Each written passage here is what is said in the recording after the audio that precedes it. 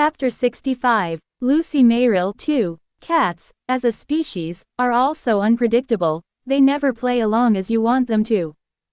Quote, Professor Flurbin's classes in monster ecology are quite popular. Not only is the content substantial, offering plenty to gain, but he is also generous with grades, which ensures his classroom is packed with students every semester.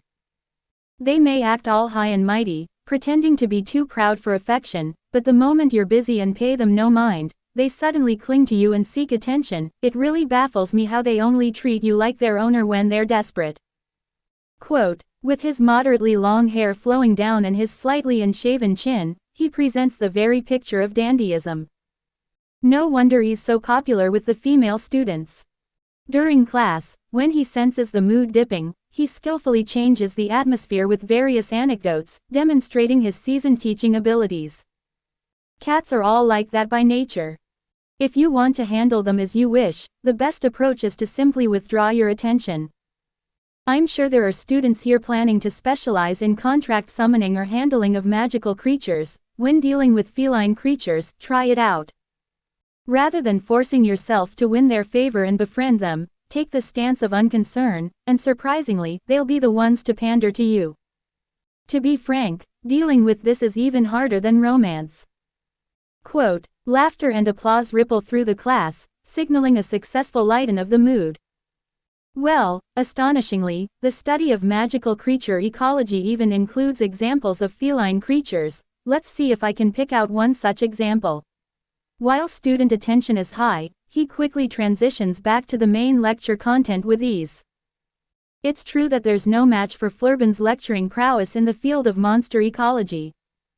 By now, I've caught up with the entire university curriculum, and my own study progress is even ahead of the program's pace. My once bottom-tier grades have soared, and now, looking just at written coursework, there aren't many students ahead of me. But complacency is not an option. Without a solid foundation in coursework, I won't be able to perform well in practical exams. My focus remains fixed on Professor Flurbin's class. That's all for today. Next class, we'll delve into the ecological differences between gremlins and ogres. You can use Volume 3 of Introduction to Magical Creature Ecology as reference material. It's available at the student library, or you can obtain it through other means if you prefer. Quote, before ending the lecture, Professor Flurbin adds one more thing as the class time flies unnoticed. Oh, and Mr. Ed, could you come to my office after class? Being personally called out by a professor never sounds like good news. Feeling a sense of foreboding, I considered asking for the reason, but Flurbin beat me to it.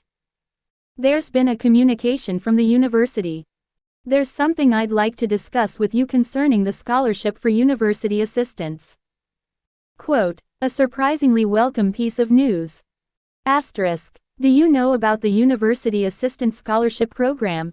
Aside from Anise and Leon, there are over a dozen second-year students benefiting from it. Quote, it's the system where the students contribute to the university's workload in exchange for a discount on tuition, right? Yes, that's right. You're well informed. Quote, despite his casual and easygoing appearance, Professor Flurbin is unexpectedly polite with students, always speaking in formal language. His surefire attitude suggests everything he does is impeccable, but one glance at his cluttered and disorganized private office begs to differ. Indeed, there seems to be no consistency to the man, neither in appearance nor in behavior. One can never tell if he's either stoic and serene, or carefree and liberal. Despite his looks, one might expect him to speak informally, yet. There has been a financial issue at the university recently, but we've managed to extinguish the immediate fire. Now, we actually seem to be short-handed. There's a proposal to recruit more university assistants, so I was considering recommending you, Mr. Ed. It appears you have the will to participate. Quote, if it can alleviate my tuition burden, I'm definitely interested. Quote, good. That's also what I'd recommend. It's bound to get busy with the immediate manpower shortage, but once things settle down, it will actually get easier. After all, we can't just cut loose the assistants we hire in haste. So, while you may end up dealing with some menial tasks, you'd receive considerable financial benefits. Quote, I could bridge a semester's tuition with the payment from Lortel's deal, but that's hardly a long-term solution. It sounds like the sale of the Sage's seal went according to plan. Then the question remains of what to do with the sealed book now in the hands of Elt Trading Company. I'll need to ponder what moves to make, but since Krebin won't likely sell it within a day or two, there's a bit of a breather. A visit to Lortel does seem necessary, though. In any case, this is an opportunity for you, Mr. Ed. Quote, staffing doesn't always flow with workload. Even if there's an influx of workers during the busiest periods, they can't be easily dismissed once the university operations stabilize. Thus, Professor Flurbin is suggesting using this timing to secure as much of a tuition discount as possible. He might not seem it, but he's the type of professor who pays meticulous attention to each student's situation. Is the university really that short-staffed? It's not really something students need to worry about. Nonetheless, we do have a significant gap to fill. Quote, interrupted by his words, I bite my tongue. The significant gap he's referring to has to be Professor Glast. Despite feeling perpetually buried in his research, he hadn't neglected his duties as a senior professor. He effectively handled research work, teaching, and administrative duties all by himself. Now, Assistant Professor Claire is handling his tasks in his stead. Given her limited experience as a junior faculty member, she can't fully replace him, so the university is distributing the workload among other senior professors and offering support by assigning multiple assistants. Quote, as Professor Flurbin gestures towards a corner of the classroom, a metal cage door swings open and a fawn-colored snake emerges, its tongue flicking as it slithers up his arm. I grimace but keep any complaints to myself. After all, the professor of monster ecology can surely control a snake. Assistant Professor Claire must be struggling quite a bit. But she probably finds some comfort in the competence of the assistants she oversees. Quote, does that mean I'll be joining Assistant Professor Claire's team? University assistants differ slightly from general assistants. You wouldn't belong to a specific professor's research lab. Instead, you'd be considered external support for various university activities. Quote, what kinds of tasks will I be undertaking? You'd deal with nearly all tasks related to university affairs. Of course, we wouldn't ask for anything too intense that it would impact your studies. For instance, I sometimes need help with paperwork or assistance during field surveys. Quote, Professor Flurbin carefully examines the snake's jaw, checking if there are any health issues. Assistant Professor Claire has taken over Professor Glast's duties, so, after the end of semester evaluations finish, she'll handle convention matters during the summer break, and towards the end, she'll be responsible for the entrance exams of new students. The senior professors will help, of course. Quote, is that so? Yes. So, Mr. Ed, you may end up supporting these kinds of tasks. As long as they don't interfere with your studies, you'll likely engage in practical, hands-on work. And if you do encounter new students, avoid trying to assert seniority. Sensitivities are high these days. You might have to deal with quite privileged individuals. Quote, I shake my head, indicating clearly that's not my intent. I harbor no desire to unnecessarily interact with other students beyond what's required. I might secretly wish to make high-quality connections while at Sylvania, but I seriously doubt if I have the emotional bandwidth to focus on relationships right now. Tylee has gained adequate momentum. Initial worries notwithstanding, the character's growth is set to show an exponential surge, provided nothing extraordinary arises.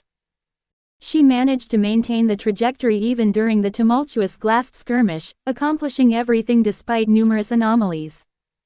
Now approaching the initiation of the Sword Saint ceremony, Tylee is about to make a name for herself as a true Sword Saint.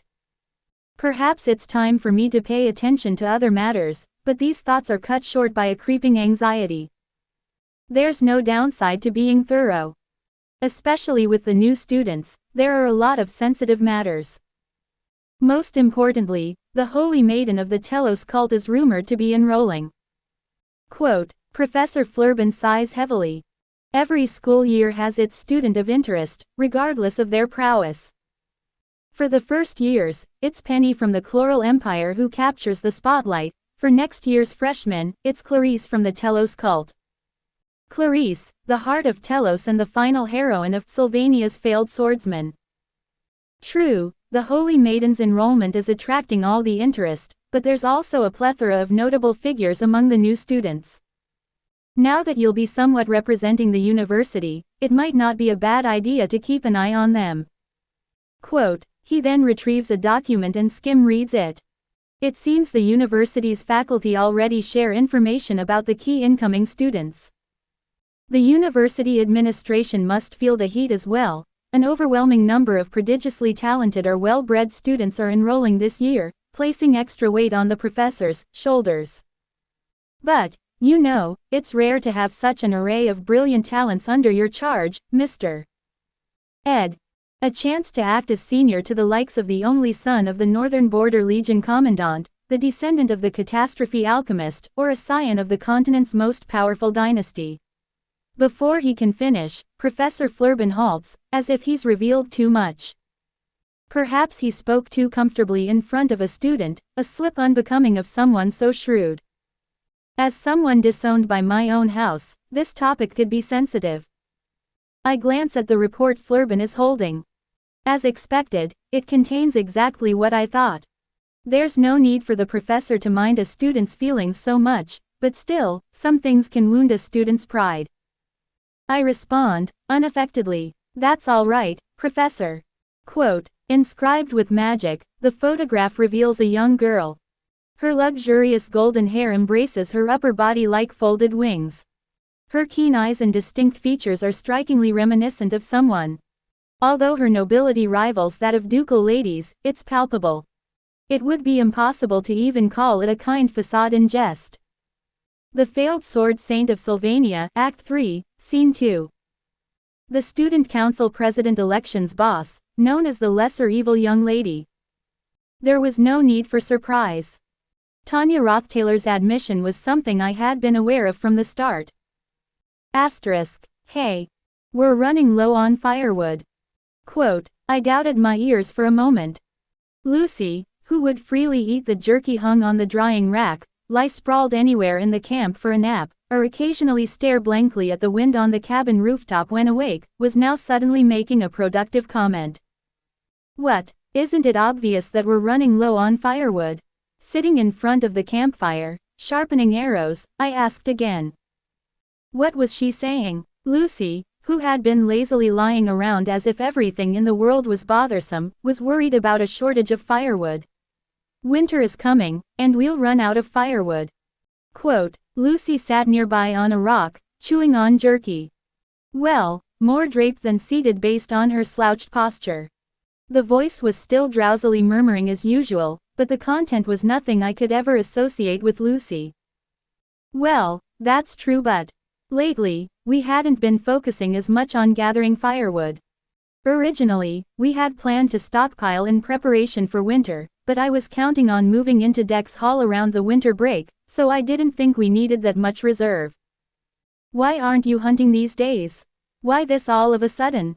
Quote ellipsis quote. You've always been so interested in my survival activities. Managing the camp was ultimately for a long-term life in the forest. As my mind started leaning toward joining Dex Hall, I became more negligent in maintaining the camp and establishing a long-term living base than I thought. While my decision wasn't fully made, entering Dex Hall seemed more and more appealing, especially since being closer to the faculty buildings would be advantageous for a scholar student. I considered explaining the situation in detail but doubted Lucy, who had consistently shown disinterest in me, would bother to listen. Her consistent indifference was met with my own. Nothing else seemed like a viable response. After all, Lucy was a main character in the scenario. I had simply left her be as a natural disaster-level unpredictable variable. If I were to join Dex Hall, my contact with Lucy, a resident of Ophelius Hall, would lessen, potentially stabilizing the scenario. That was mere speculation, of course. Despite the puzzlement sparked by Lucy's sudden question, it seemed like I ought to respond somehow. As I was choosing my words, suddenly, the brush across the way rustled and a girl popped out. "Hello, Ed," shaking off leaves stuck to her skirt and smiling brightly, her uniform neatly arranged, and a cosmos-patterned embroidered shawl wrapped around her. I waved my hand in response, feeling glad to see Yenica, who rarely visited the camp. "Our class is over for the day." Yeah. The late afternoon class with Professor Mary was cancelled. So, I came to take a break. She hopped over to the campfire and put away her oak staff with its neat twirl. "Once winter break starts, I won't be able to stay in the camp either. I should come as much as I can." As she spoke these words, Yenica looked out over the camp's vista with a bittersweet smile. "I've really enjoyed and loved my time here in this camp. Knowing that it's coming to an end, it feels somewhat lonely." Quote, "The residence at Dex Hall isn't fully decided yet, you know. We might not even get in." Quote, "But I'm using Dex Hall already. There are surprisingly many vacancies, and I'm sure you'll be able to move in too, Ed." Quote, Yenica wrapped the edge of her shawl and chuckled. "I may not be able to come play at the camp much longer, but your environment is important too, Ed. If you decide to move to Dex Hall, let me know. I'll help if there's anything I can do. I don't have much to move, really. Most of my belongings are already there." Quote, "True. The facilities will certainly be better than this shack. And since most of our classmates are at Dex Hall, passing by each other, we'll surely see each other far more often." Quote, Yeah. If we bump into each other at the student cafeteria, let's eat together. I tend to eat early, but if Claire can't make it, there are days when I eat alone. Anyway, I'll show you around the first day. Let's meet for breakfast for sure, and the study rooms require at least 2 people, so if you need more people, call me. Yuck. Sorry, Quote, as excited as she was, Yenica suddenly bit her tongue and wilted. Realizing her own excessive enthusiasm, she shrank in embarrassment, apologizing out of context like someone remorseful the morning after a drunken rant. "Today has been full of good things for me. So I got a bit chatty, yeah. I'll lower the tension a bit. Sad thoughts.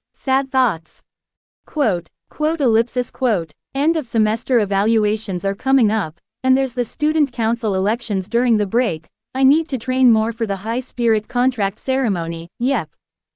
Busy, so busy, really busy."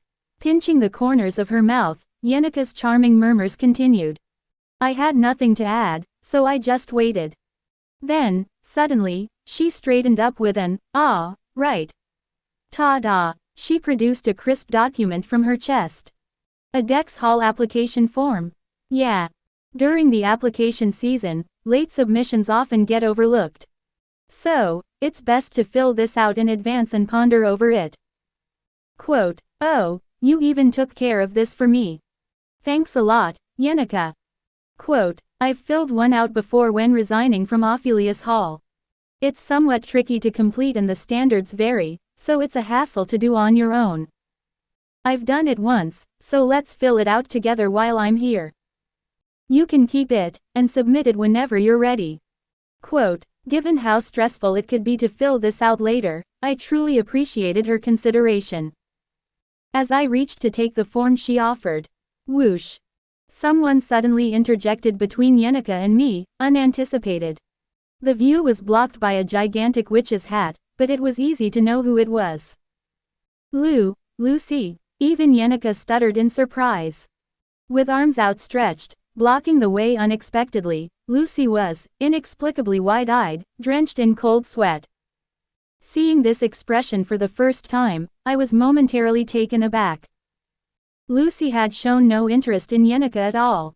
For the first few days, Yenica had been mindful of Lucy, but after several days of no reaction and just lying around sleeping or doing her own thing, Lucy had long become just part of the background. Having Yenica engage in a conversation with Lucy was a rare occurrence. Lucy, with eyes spinning dizzily, glanced back and forth between Yenica and me, the camp, the drying racks, and the campfire, then turned her gaze to the document Yenneca was offering. She reached out as if to obstruct but refrained from unleashing any magic. Due to her contract with Glast, Lucy didn't usually misuse her powers against the members of the Sylvania Academy unless it was absolutely necessary or in an emergency. Thus, it was hard to expect magic to come from her now. Neither did she hide her grudge against Yenneca. But without using magic recklessly, and with the application form approaching as if it were a talisman to ward off evil spirits, Lucy just trembled and sweated profusely. She backed away, bumping her head on my chest, then flung her arms towards Yenneca, shouting. Santo, stop. She looked up at me briefly, expression mixed with confusion. She glanced back and forth between us and the camp again, her face flushed with turmoil, unable to hide it. Don't take that. Her unexpected behavior left us momentarily frozen. Winter special lessons. Who would hold the classes since Professor Glast is absent? Leaning over the office desk, Lortel tilted her head as she took in the academic correspondence. Surely someone would replace A-class lessons. I hadn't expected things to progress this swiftly. Well, I suppose there will be some free time around the holidays, so it shouldn't matter too much. She brushed her tied-up auburn hair and sighed deeply. The end of the academic term would be busy for both Yenneca and Ed, not just for her. As for Lucy, it's likely there wouldn't be any noticeable changes. A peculiar sensation brushed over her back. Lortel adjusted the knitted overcoat she wore casually and stood up from her seat to open the office window, letting the crisp air cleanse away her fatigue. But that strange feeling persisted.